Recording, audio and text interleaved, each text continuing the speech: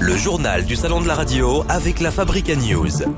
Il est 11h, Florence, bonjour. Le Salon donc de la Radio, nous y sommes toujours, 3e journée. Ce matin, on a de nouveaux talents dans le paysage de l'audiovisuel. Oui, car hier soir, la grande finale du concours des jeunes talents a récompensé les meilleurs dans les catégories animateurs, chroniqueurs et journalistes, radio et télé. Alors, on va surtout parler de la radio, ce qui nous concerne en ce moment, le Salon de la Radio. Le jury était présidé par Jean-Luc Reichmann et ce sont principalement des femmes qui ont été mises en lumière hier. Parmi elles, Florence Baruch, animatrice chez France Bleu, est un peu étonnée d'avoir été choisie suite à sa prestation. J'ai des gros problèmes de perfectionnisme envers moi-même et je me suis trouvée très mauvaise en fait, donc j'ai du mal à me dire qu'on m'a reconnue pour ce que j'ai fait aujourd'hui, parce que j'ai pas aimé ma prestation.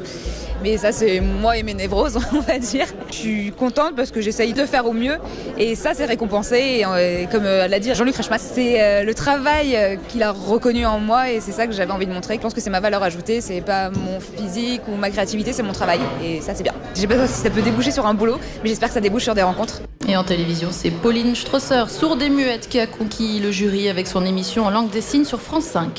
Dans la catégorie des journalistes, c'est sa maîtrise du flash, malgré les soucis techniques d'hier, qui a fait l'unanimité. Il s'agit d'Elam Medjahed, en poste à Nostalgie Paris depuis 1 an et dans le groupe Énergie depuis 4 ans. Je crois qu'on voyait bien que j'étais stressée puisque mes feuilles tremblaient. Du coup, oui, j'ai réussi à me maîtriser parce que ça arrive aussi au quotidien, quand je suis à la radio, d'être stressée par une imprimante qui tombe en panne, l'écran qui se fige. Mais il faut savoir gérer ce stress et aller à l'antenne. On n'a pas le choix. Donc là, je n'avais pas le choix non plus. Pour moi, ce qui est important aujourd'hui, quand on fait de la radio, c'est de savoir faire passer des émotions. C'est très important en fonction du sujet qu'on aborde.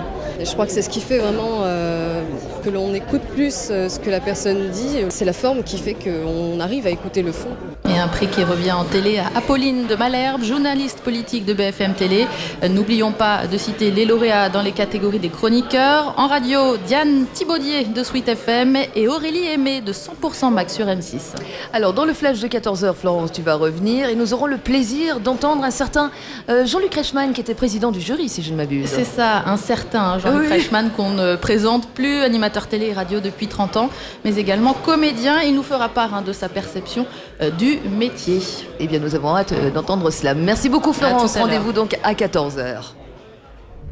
C'était le journal du Salon de la Radio avec la Fabrica News. La Fabrica News est la première agence de presse totalement personnalisable, totalement configurable. Une équipe dédiée à votre radio. Une banque d'infos sur mesure, disponible en temps réel sur serveur sécurisé. Une offre coaching pour votre rédaction. Plus d'infos sur lafabricanews.com.